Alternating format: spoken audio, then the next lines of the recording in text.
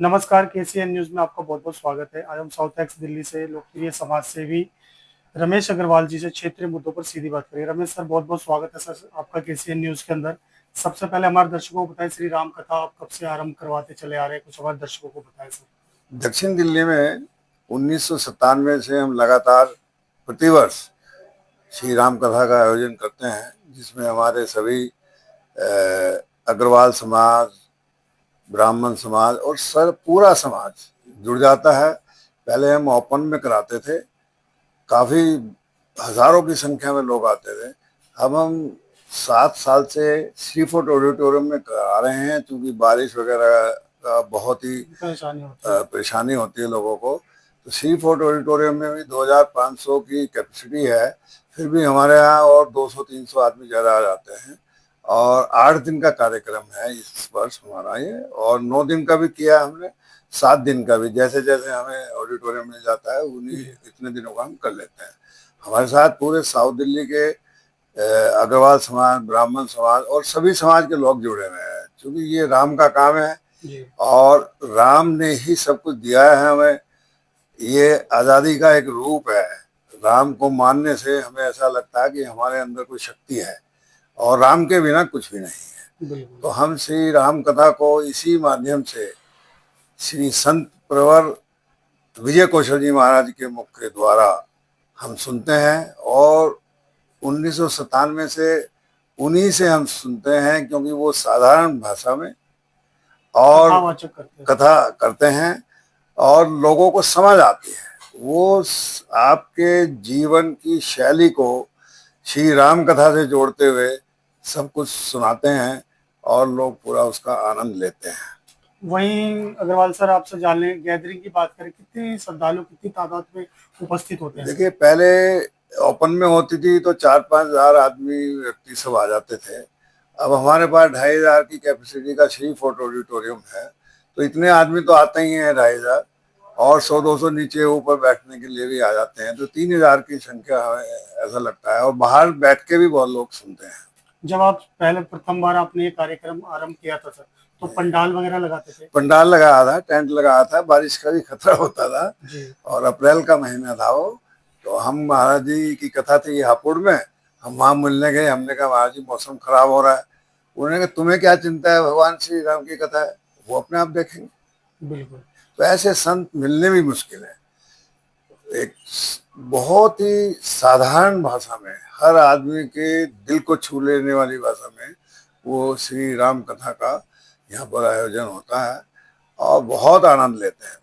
जैसे सर आप कह रहे हो 7 से 8 दिन का ये कथा चलता लगातार, तो उस दौरान देखा जाए तो श्रद्धा भाव तो बहुत ज्यादा बढ़ती चली जाती होगी सर? बहुत ज्यादा बढ़ती है। और इस बार तो हमें नवरात्रें और श्राद्ध दोनों ही मिल रहे हैं। 2 दिन श्राद्ध है और फिर नवरात्रे शुरू हो जाएंगे। तो ऐसा धार्मिक पूरा आयोजन, धार्मिक जो हमारे चल रहे हैं, धर्म के बारे में लोगों को आकर्षित करते हैं। और ये दिन स्पेशली हमें इस बार मिले हैं कि भाई हमें लोगों को उनकी भावना को और अच्छी तरीके से लोगों को समझाने की कोशिश करेंगे कि मर्यादा पुरुषोत्तम श्री भगवान ने समाज के लिए क्या किया। उन्होंने ही समाज को हमें आगे चलने के लिए बताया, संयुक्त रहने के लिए बताया, बुराइयों को दूर करने के लिए दी। और उसी के साथ साथ फिर ये दिवाली भी शुरू हो जाती है। उन्हीं की प्रेरणा से हम आगे बढ़ रहे हैं। बिल्कुल सर, मैं आपसे जानने की कोशिश करता हूँ, जो सीनियर सिटीजन के बच्चे जो विदेश में रहते हैं, उनकी सुरक्षा व्यवस्था को लेकर कहीं ना कहीं परेशानी होती है उनको सर। इसको लेकर भी आपने कोई विशेष कदम उठाया सर? देखिए, हमने इसमें अपने ही सीनियर सिटीजन्स जो लोग हैं, जो उनके हमारे पास आते हैं, उनके द्वारा ही हम ये प्रचार कर रहे हैं कि हमारे बच्चों को, बाहर रहने वालों को, बाहर रहते हैं, बाहर पढ़े हैं, बाहर लिखे हैं और बाहर की सभ्यता से कुछ मिलजुल गए हैं, उनको भी हम अपने पेपर से, न्यूज़पेपर से और टीवी के द्वारा हम ये उनको एक शिक्षा देते रहते हैं कि हमारी संस्कृति जो है वो विश्व में नंबर 1 पर है। हिंदू संस्कृति ही सबको चला रही है, इसके अलावा कुछ नहीं है। किसी भी धर्म में और कोई संस्कृति नहीं है।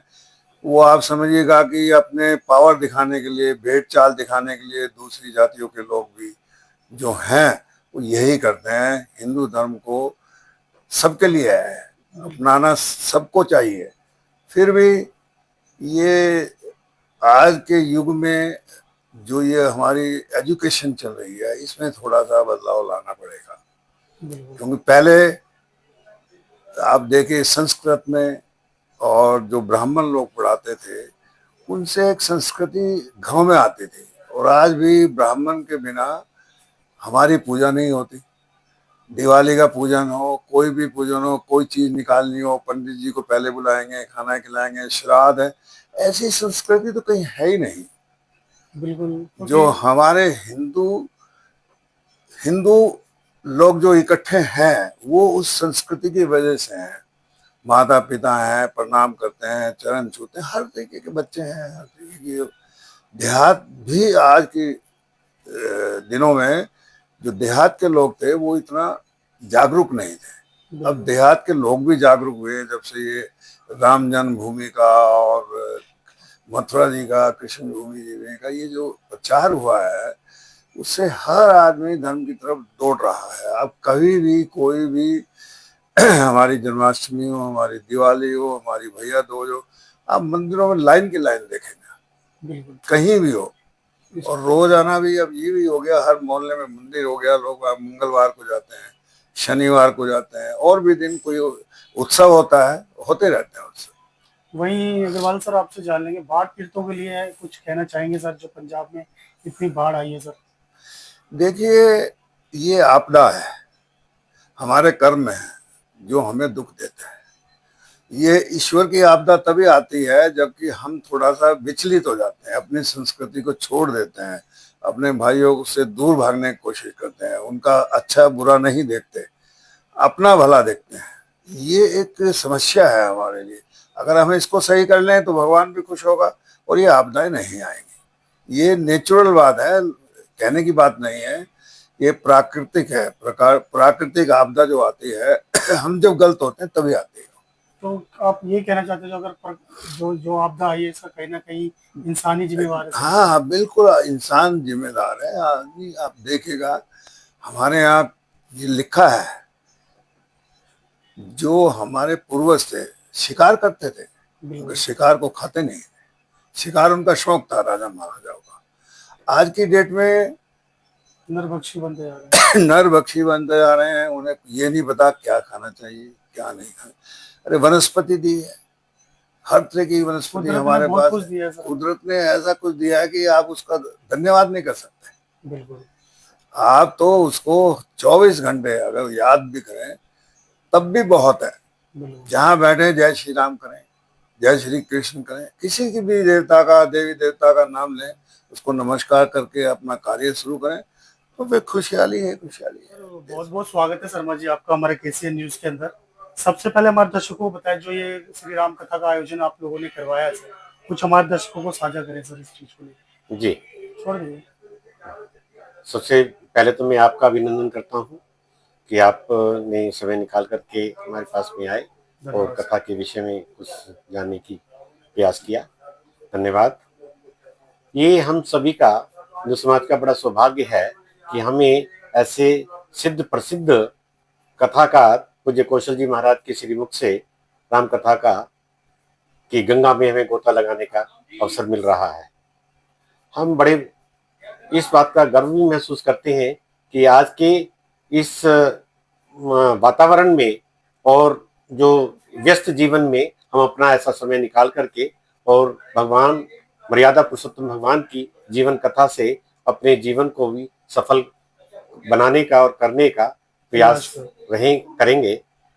और सभी हिंदू समाज को तो इसमें बहुत आवश्यकता है, ऐसे अपने भगवान राम की, भगवान कृष्ण की जो जीवन कथाएं हैं उनको सुनकर उनका अपने जीवन में अवतरित करके धारण करते हुए अपने जीवन को सफल बनाएं।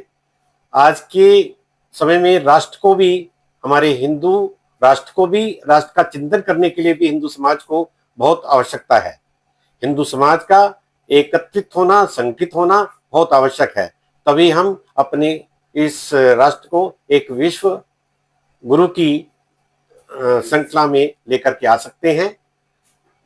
और इस सब के लिए मैं इन सभी कथावाचकों कथाकारों का भी बहुत अभिनंदन करता हूं और उन सब के हम बड़े आभारी भी हैं कि वो समाज में आकर के हमारे पूर्व जो आराध्य देव हैं उनकी कथा का श्रवण कराकर हम सबको कृतार्थ करते हैं और समाज में इस प्रकार की एक दिशा निर्देश दिए जाते हैं जिससे कि हम अपने समाज को संगठित करें और अपने देश को गौरवान्वित करें, अपने देश के राष्ट्र की सेवा में तत्पर रहें। कोई सांस्कृतिक प्रोग्राम वगैरह भी किया जाता है सर? नहीं, सांस्कृतिक प्रोग्राम का तो नहीं, लेकिन यदि कोई विशेष व्यक्ति हो तो उनका हम एक छोटा सा 10-15 मिनट के लिए उनका भी कार्यक्रम करा देते हैं। कुछ और मैसेज देना चाहेंगे सर आप? मैसेज यही है कि सभी ज्यादा से ज्यादा अपनी संख्या में अपना श्री फोर्ट ऑडिटोरियम 20 से 27 तारीख तक आए और पूज्य कौशल जी महाराज के श्रीमुख से कथा का श्रवण करें और अपने जीवन को कृतार्थ करें। धन्यवाद सर। धन्यवाद।